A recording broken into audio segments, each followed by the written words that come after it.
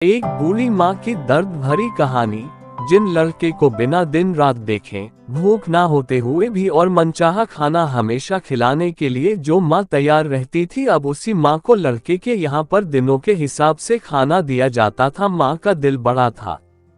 माँ को इस बात की खुशी थी कि वह जैसे भी हो अपने लड़कों के साथ रह रही है, और इसी खुशी के कारण लड़कों के द्वारा दी गई रूखा सूखा भी उसे किसी पकवान से कम ना लगती। लेकिन दुर्भाग्य की बात तब हो जाती जब किसी महीने में 31 दिन आ जाते और उस एक दिन माँ को भूखा ही रहना पड़ता।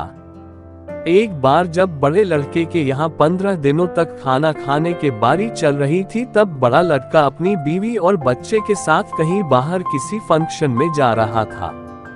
बड़े बहू ने माँ से कहा, माँ जी, आज खाना नहीं बनाया है, हम बाहर जा रहे हैं, वहीं खाएंगे, आप अपने लिए कुछ पका लेना और खा लेना। बूढ़ी माँ ने कहा, लेकिन मुझे तो गैस चलाना नहीं आता। बहू ने कहा, तो फिर ऐसा कीजिए कि पास वाले चर्च में भंडारा लगता है, आप वहीं पर जाकर खा लीजिए, तो आपको गैस चलाने की जरूरत ही नहीं पड़ेगी। पास में ही खड़ा लड़का और पोता यह सब सुन रहे थे, लेकिन कोई कुछ ना बोला। बूढ़ी माँ को भूखा ही छोड़ लड़का और बहू फंक्शन में निकल गए। माँ को थोड़ा दुख तो हुआ, लेकिन फिर अपने आप को यह सोचकर मना लिया, ठीक ही तो है, कभी कभी बहू को भी घर के काम से आराम मिलना चाहिए, और भगवान का भंडारा खाने का सौभाग्य किस्मत वालों को ही तो मिलता है। माँ खुशी खुशी चर्च में जाकर भंडारा खा आई। कुछ दिन ऐसे ही बीत गए। एक दिन बड़े लड़के को छुट्टी थी। लड़का, बहू और उनका बच्चा अपने घर में साथ में समय बिता रहे थे।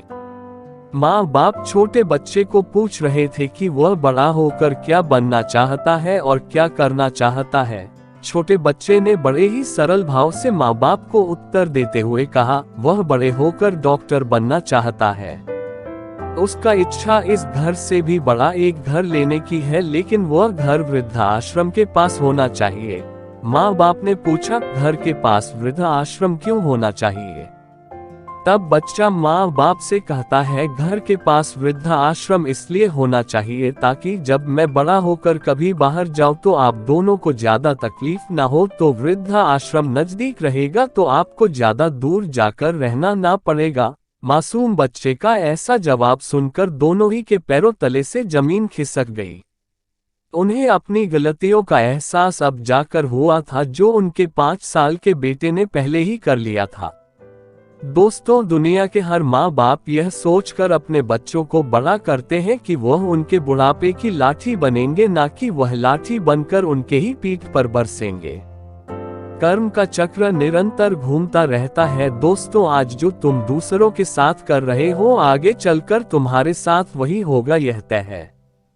इसलिए हमेशा याद रखो कि दूसरों के साथ वैसा ही बर्ताव करो जैसा तुम चाहते हो कि बाकी लोग तुम्हारे साथ करें। मैं जानता हूँ दोस्तों, यह माँ की भावुक करने वाली इस कहानी पढ़कर आप भी भावुक हो गए हैं, लेकिन इस कहानी को लिखने का उद्देश्य आपको भावुक करना नहीं था, बल्कि लोगों तक यह संदेश पहुँचाना था कि हमारी जनता, हमारी में जिन माँ बाप को भगवान का रूप कहा गया है, उनके साथ आजकल जैसा व्यवहार हो रहा है वह नहीं होना चाहिए। कहानी पूरी सुनने के लिए धन्यवाद। इस कहानी को आप लोगों तक पहुंचाइए, जितना हो सके शेयर कीजिए, और ऐसा करने से अगर कुछ लोग भी अपने बूढ़े माँ बाप के साथ अच्छा व्यवहार करने लगते हैं तो हम अपने आप को सौभाग्यशाली समझेंगे।